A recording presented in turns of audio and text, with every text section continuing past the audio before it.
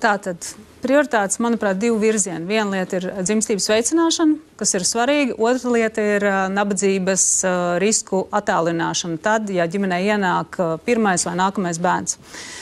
Statistika mums ir graujoša. Mums tātad mājasemniecībās, kur ir vientuļais vecāks, tā viens vecāks ar diviem vairāk bērniem.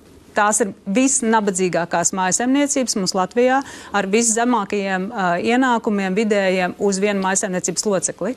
Otra zemākās ir 2 vecāku un 3 un vairāk bērnu, daudz bērnu ģimenes. Tikai pēc tam nāk pensionāri. Tātad šobrīd mums šīs grupas, daudz bērnu ģimenes un vienu vecāku ģimenes, ja, ir zemākā labklājībā šobrīd dzīvo Latvijā nekā pat pensionāri. Ar ko jūs sakat, ka jūsuprāt vajadzētu būt top prioritātei nevis visiem pabalstu līdzīgi, bet īpaša pabalstu politika mazturīgiem, trūcīgiem?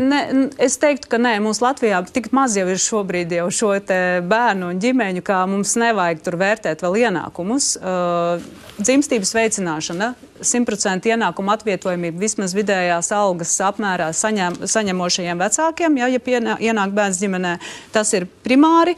Un otra lieta, mums jāsaprot, tur, kur uz vienu strādājošo ir vairāk kā viens apgādājams bērns, tur ar nodokļu vajag 3 veidu atbalstu. Nodokļu atlaides, pabalsts un pakalpojumu, bezmaksas pakalpojumu. 3 lietas.